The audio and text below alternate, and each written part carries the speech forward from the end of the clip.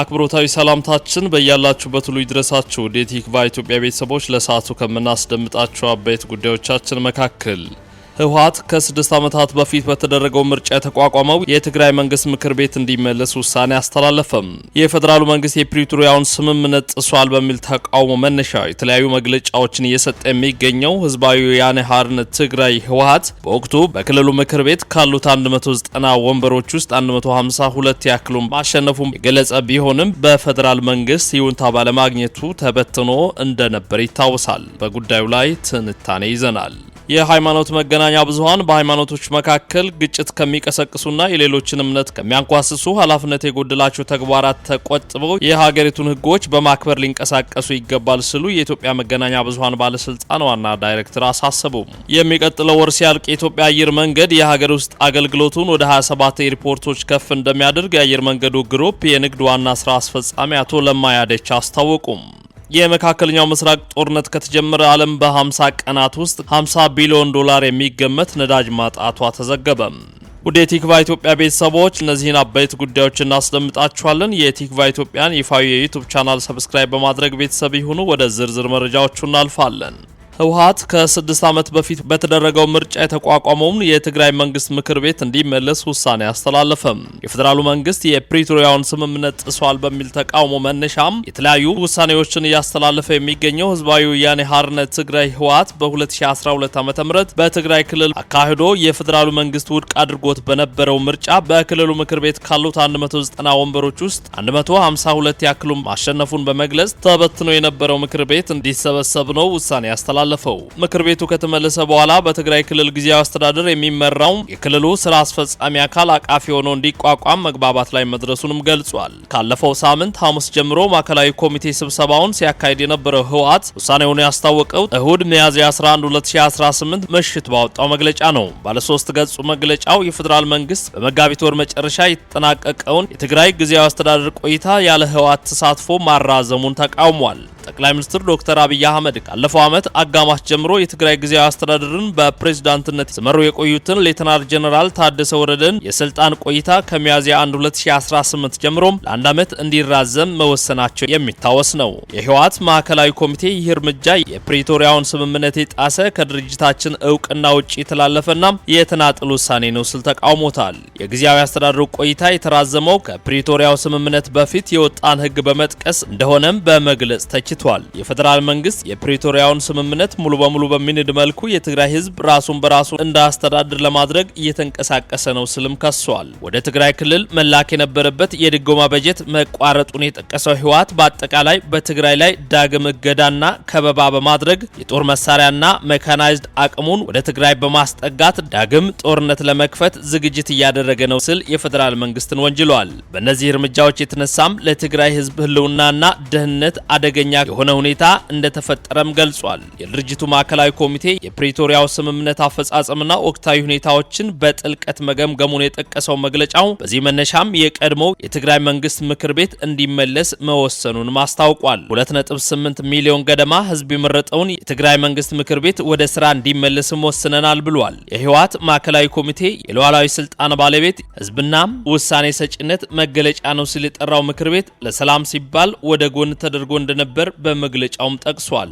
የማዕከላዊ ኮሚቴው ወደ ስራ እንዲመለስ ውሳኔ ያስተላለፈው ምክር ቤት የተቋቋመው የኮሮና ወረርሽኝ መከሰቱን ተከትሎ በሀገር አቀፍ ደረጃ ምርጫ መራዘሙን የተቃወመው የትግራይ ክልል በ2012 ዓ.ም በተናጥል ባካሄደው ምርጫ ነው። በወቅቱ ክልሉ ምርጫ አካሂዶ የክልሉ ምክር ቤት ካሉት 190 ወንበሮች መካከል 152 ያክል ህወሓት ማሸነፉም ተገልጿል። የፌዴሬሽን ምክር ቤት ጳጉሜ 2012 ባካሄደው አስቸኳይ ስብሰባም ምርጫው ከሀገሪቱ ህገ መንግስት ጋር የሚቃረን በመሆኑ እንዳልተደረገ የሚቆጠር የማይጸናና ተፈጻሚነት የሌለው እንደሆነ ወስኗል። ምርጫው ከሁለት ወራት በኋላ ለተነሳው የትግራይ ጦርነት ምክንያት ከሆኑ ዋነኛ ጉዳዮችም አንዱ ተደርጎ የሚቆጠር ነው። ታዲያ ጦርነቱን ያስቆመው የፕሪቶሪያው ስምምነት ከተፈጸመ በኋላም የትግራይ ጊዜያዊ አስተዳደር ከመቋቋሙ አስቀድሞ ምክር ቤቱ የህግ አውጭነት ስልጣኑን በወቅቱ በዶክተር ደብረጽዮን ገብረ ሚካኤል ሲመራ ለነበረው ስራ አስፈጻሚ አካል ማስረከቡም ተገልጾ ነበር። የህወሓት ማዕከላዊ ኮሚቴ ምክር ቤት ወደ ስራ እንዲመለስ የወሰነው ምርጫው ከተካሄደ 6 ዓመት ገደማ በኋላ ነው። ሚያዝያ 9ና 10 በተካሄደው በዚህ ስብሰባ ላይ የመከታ አቅሞች ምክር ቤት የህወሓትን አጀንዳዎች የሚያጠናክሩ ሐሳቦችን በመጨመር ለህወሓት ማዕከላዊ ኮሚቴ ውሳኔዎች ያለውን ድጋፍ እንደገለጸ ማስታውቋል። ይህን የህወሓት ማዕከላዊ ኮሚቴ ውሳኔ በተመለከተ እስካሁን ከፌደራል መንግስትም ሆነ ከትግራይ ጊዜያዊ አስተዳደር በኩል የተሰጠ ይፋዊ አስተያየት የለም። ዳሩ ግን ከህወሓት በተቃራኒ የተሰለፉ የቀድሞ የድርጅቱ አመራሮች ግን ውሳኔውን ጦርነት የሚቀሰቅስ እንደሆነ በመግለጽ ተቃውሟቸውን አሰምተዋል። ከነዚህ አንዱ የሆኑት የጠቅላይ ሚኒስትር ዶክተር አብይ አህመድ የምስራቅ አፍሪካ ጉዳዮች አማካሪ አቶ ጌታቸው ረዳ ህወሓት በዚህ ውሳኔው የፕሪቶሪያው ስምምነትን ውድቅ የሚያደርግ ተግባራዊ እርምጃ ወስዷል ብለዋል። ጌታቸው የፕሪቶሪያ ስምምነትና ከጦርነት በኋላ የተዘረጋውን ደካማ ስርዓት የሚያፈርስ ማንኛውንም የተናጠል ውሳኔ በክልላዊ ተዋናዮች መካከል ብቻ ሳይሆን ከፌደራል መንግስትም ጋር እንደ አዲስ ግጭት እንዲቀሰቀስ የማድረግ እድል አለው ሲሉ ማስጠንቅቀዋል። የሃይማኖት መገናኛ ብዙሃን በሃይማኖቶች መካከል ግጭት ከሚቀሰቅሱና የሌሎችን እምነት ከሚያንኳስሱ ኃላፊነት የጎደላቸው ተግባራት ተቆጥበው የሀገሪቱን ህጎች በማክበር ሊንቀሳቀሱ ይገባል ሲሉም የኢትዮጵያ መገናኛ ብዙሃን ባለስልጣን ዋና ዳይሬክተር አሳሰቡም። ከሰሞኑ የኢትዮጵያ መገናኛ ብዙሃን ባለስልጣን ከሃይማኖት መገናኛ ብዙሃን ጋር የሃይማኖት ተቋማት መገናኛ ብዙሃን ለሰላምና አብሮነት በሚል መሪ ጉዳይ የውይይት መድረክ አካሂዶ ነበር። የውይይቱ ዓላማም በተለይ ፖለቲካዊ ችግሮች ሲከሰቱ ከሃይማኖት ጉዳዮች ጋር ከማያያዝ ይልቅ ፍቅር፣ አብሮነትና መከባበር ላይ እንዲተኮር ማስገንዘብ ነበር። የተለያዩ የሃይማኖት ተቋማት መገናኛ ብዙሃንን ወክለው ከተገኙ ተሳታፊዎች መካከል ከሃይማኖታዊ ጉዳዮች ባሻገር የእምነቱ ተከታዮች ላይ ችግሮች ሲስተዋሉም ሃይማኖታዊና ፖለቲካዊ ጉዳዮች ላይ ማተኮሩ የህልውና ጉዳይ መሆኑን አንስተዋል። የሃይማኖት ተቋማት ቦታዎች በሚነኩበት ወቅት የአማኞች ጉዳይ በመሆናቸው ጉዳዩን ሲያነሱ ወደ ፖለቲካ እንደሚወስዱም ገልጸው ከዛ እንዴት መራቅ ይቻላል ሲሉም ጥያቄ አንስተዋል። በተያያዘም የሃይማኖት ሚዲያ የሃይማኖት ጉዳይ ብቻ ነው ማተኮር ያለበት የሚል ጥያቄም ተነስቷል። የባለስልጣኑ ዋና ዳይሬክተር ወይዘሮ ሃይማኖት ዘለቀም አዋጁን መከተል ብቻ ነው፣ አዋጁ ደግሞ በሃይማኖት መከባበር፣ በመረዳዳት መንፈሳዊ ሴትን ማጎልበት ላይ ያተኮረ ነው የሚል ምላሽ ሰጥተዋል። ምድራዊ ሁኔታዎች ሲከሰቱ ወቅታዊ አድርገን ከመንፈሳዊ አንጻር ጠቅሰን ልንሄድበት እንችል ይሆናል እንጂ እዚያና እዚያ የምንገባ ከሆነ የፈረምነውን አዋጅ ነው የምንጥሰው ሲሉም አክለዋል። ዋና ዳይሬክተሩ አክለውም የሃይማኖት መገናኛ ብዙሃን በሃይማኖቶች መካከል ግጭት ከሚቀሰቅሱና የሌሎችን እምነት ከሚያንኳስሱ ኃላፊነት የጎደላቸው ተግባራት ተቆጥበው የሀገሪቱን ህጎች በማክበር ሊንቀሳቀሱ ይገባል ሲሉም አሳስበዋል። በአዋጁ መሰረት ካልተሰራ ተመልሰን የምንጠያየቅበት ሁኔታ ይኖራል። አዋጁን ጠብቆ መሄድ ከሁላችንም ይጠበቃል በማለትም አስጠንቅቀዋል። የሚቀጥለው ወር ሲያልቅ የኢትዮጵያ አየር መንገድ የሀገር ውስጥ አገልግሎቱን ወደ 27 ኤርፖርቶች ከፍ እንደሚያደርግ የአየር መንገድ ግሩፑ የንግድ ዋና ስራ አስፈጻሚ አቶ ለማ ያዴቻ ተናገሩ። የኢትዮጵያ አየር መንገድ የቢሾፍቱ ዓለም አቀፍ አውሮፕላን ማረፊያ ከቦሌ ኤርፖርት ጋር የሚያገናኘው የግራውንድ ትራንስፖርት ሴንተር እንደሚገነባለትም ተገልጿል። በዚህም የአውሮፕላን ብዛቱን ወደ 356 ከፍ ለማድረግም ማቀዱን ተናግረዋል። የአውሮፕላን እድገታችን በከፍተኛ ሁኔታ እያደገ ነው። የዛሬ 8 ዓመት 100 ገደማም አውሮፕላኖች ነበሩን። ዛሬ 170 አውሮፕላኖችን አገልግሎት ላይ አውለናል ብለዋል። አየር መንገዱ በአፍሪካ ሀገራት እህት ኩባንያዎችን እያስተዳደረ መሆኑንም ገልጸዋል። አሁን ትዕዛዝ ላይ ያሉ 117 አውሮፕላኖች አሉን። በሚቀጥለው ዓመት እሱን በመጠቀም የምንሰራው ስራ ስላለ ለዚያ የሚመጥን መሰረተ ልማት ስለሚያስፈልገን ነው ቢሾፍቱ ዓለም አቀፍ አየር ማረፊያን እየሰራን ያለ ነው በማለትም ተናግረዋል። በቅርቡም 4 ኤርፖርቶች ተገንብተው ወደ አገልግሎት ይመጣሉ ያሉት ዘርፍ ኃላፊው ነጌሌ ቦረና ከ15 ቀን በኋላ እናስመርቃለን፣ ሚዛን አማን ቀጥሎ ይመረቃል፣ ጎሬ መቱ በቅርቡ ይመረቃል፣ ደብረ ማርቆስ ይቀጥላልን ብለዋል።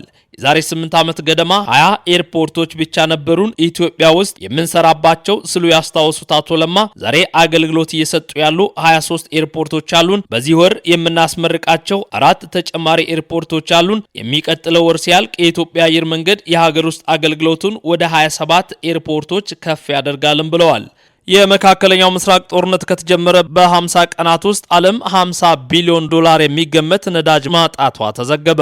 በኢራን አሜሪካና እስራኤል መካከል ጦርነት ከተጀመረ ድፍን 50 ቀናት የተቆጠሩ ሲሆን ዓለም በ50 ቀናት ውስጥ 50 ቢሊዮን ዶላር የሚገመት ነዳጅ ማጣቷን በተንታኞችና ሮይተርስ በራሱ ባለሙያዎች ባሰራው ስሌት ማረጋገጡን አስታውቋል። የጦርነቱ ቀውስ ያስከተለው ድንጋጤ በሚቀጥሉት ወራትና ዓመታት በደንብ ይታያል ያለ ሲሆን በርካታ ሀገራት የኢኮኖሚያቸው ህልውና አደጋ ላይ ነው ተብሏል። የኢራን የውጭ ጉዳይ ሚኒስትር በሊባኖስ የተደረገውን የተኩስ አቁም ስምምነት ተከትሎም የሆርሙዝ ወሽመጥ ለንግድ ክፍት መሆኑን ቢገልጹም የአሜሪካው ፕሬዝዳንት ዶናልድ ትራምፕ ጦርነቱን ሊያስቆም የሚችል ስምምነት በቅርቡ ሊደረስ እንደሚችል ተስፋ መስጠታቸው የሚታወቅ ቢሆንም ወሽመጡ እንደገና መዘጋቱና የድርድሩን ተስፋ እያጠበበው ይገኛል ተብሏል። እንደ አውሮፓውያኑ አቆጣጠር በ2026 የካቲት ወር መጨረሻ አንስቶም ከ500 ሚሊዮን በርሜል በላይ ድፍድፍ ነዳጅ ከዓለም ገበያ ውጪ የሆነ ሲሆን በዘመናዊ ታሪክ ውስጥ ትልቅ የኃይል አቅርቦት መቋረጡንም አስከትሏል። ውዲ ማክዜኒም ማኪኬንዚ የተባለ ተቋም ውስጥ ተንታኝ የሆኑት ያን ሞዋቲ እንደገለጹት ከገበያ ውጪ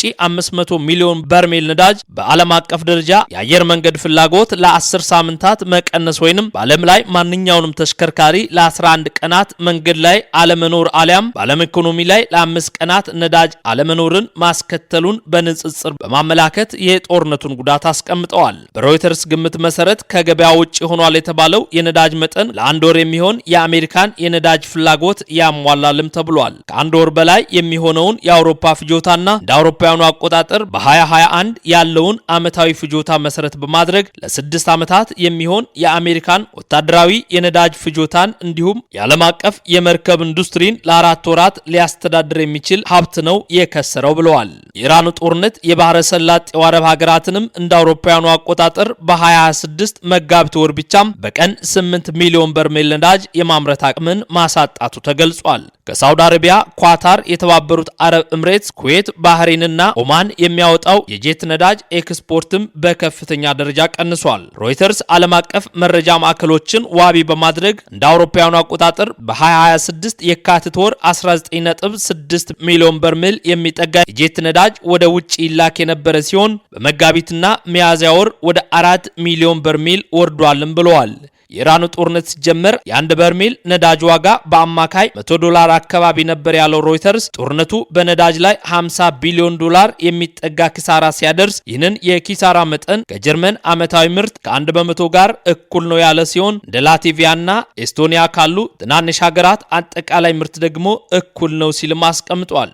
ምንም እንኳን ኢራን የውጭ ጉዳይ ሚኒስትሯ አራቅቺ የሆርሙዝ ወሽመጥ ክፍት ነው ብሉም የነዳጅ ምርትና ፍሰት መልሶ ወደ ነበረበት የመመለሱ ሂደት አዝጋሚ እንደሚሆን ይጠበቃል። አሁን ላይ በዓለም አቀፍ ደረጃም በምድር ላይ ያለው የነዳጅ ክምችት እንደ አውሮፓውያኑ 2026 ሚያዝያ ወር ብቻም በ45 ሚሊዮን በርሜል የቀነሰ ሲሆን ከመጋቢት ወር መጨረሻ ጀምሮ ደግሞ የምርት ማጣራትም በቀን ወደ 12 ሚሊዮን በርሜል ደርሷልም ተብሏል።